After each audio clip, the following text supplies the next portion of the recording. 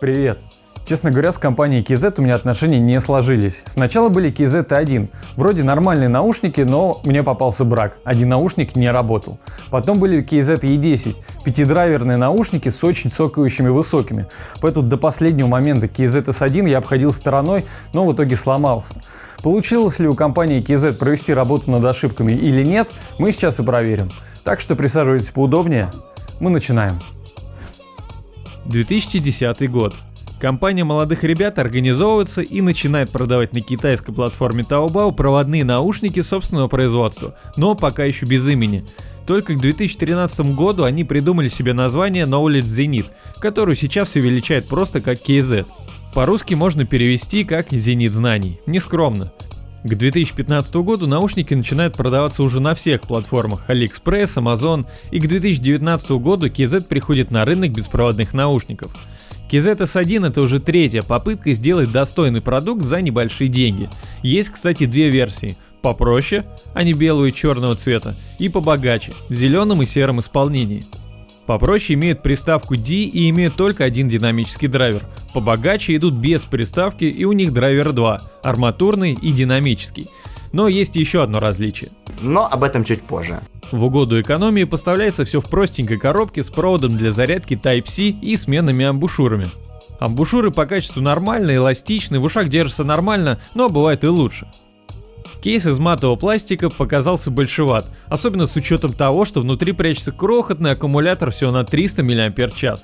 Крышка немного люфтит и в открытом положении болтается, в общем, экономия чувствуется.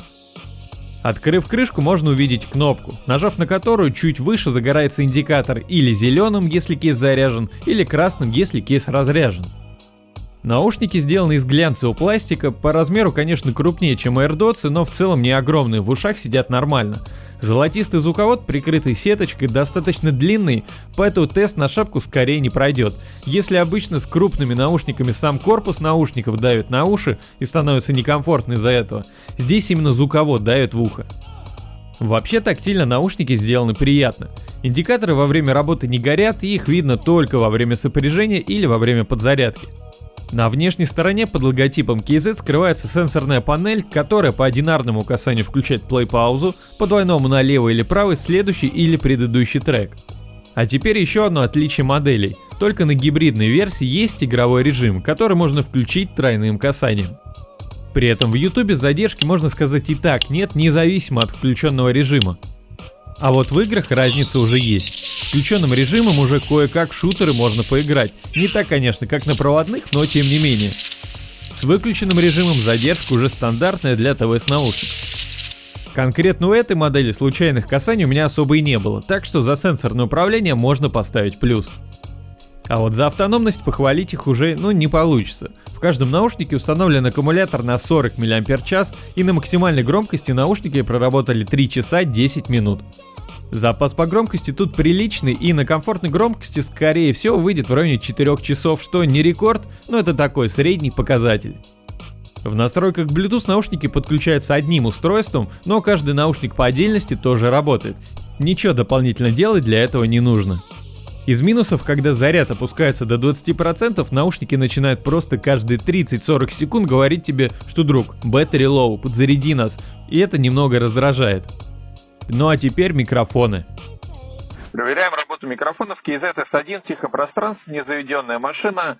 Такие средненькие микрофоны, немного чувствуется какой-то такой призвук металлический, как будто у рации.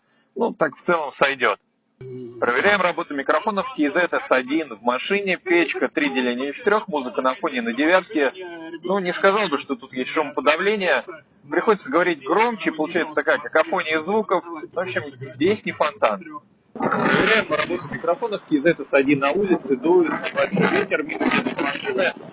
В общем, шумоподавления здесь также нету, как и просто в машине, и разговаривать практически нереально.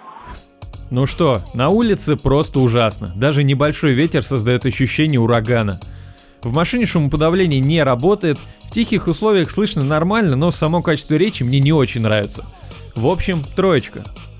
И, кстати, по традиции хочу напомнить, что сейчас каждые 2 недели на канале разыгрываем Mi Band 4. Условия простецкие. Лайк, подписка и комментарий по теме видео. В прямом эфире примерно 15 и 30 числа каждого месяца подводим итоги. Более подробно в описании. В гибридной версии за передачу звука трудится 2 драйвера. Динамически раскрывают басы средние, арматурка же отвечает за высокие. Максимально поддерживаем кодек, при этом только AAC. Ну и могу сказать, что в этот раз у KZ получилось провести работу над ошибками, и в целом звук неплох. Объемно, приятные низкие частоты, хорошая прям середина, но на высоких иногда бывает перегруз. И вот особенно если любите музыку слушать громко, тут это здесь сделать не получится. Высокий начинает сильно звенеть, по ощущениям процентов на 5 вот хочется их убавить. Бас, можно сказать, быстрый, и если слушать какой-нибудь хип-хопчик, иногда немного не хватает глубины. Но металл, рок уже раскрывается как надо, и нехватки баса нет от слова совсем. Но бас-хеда может немного не хватать. По балансу звука третьи ТВС-наушники от KZ получились уже на уровне, особенно если вспомнить цену.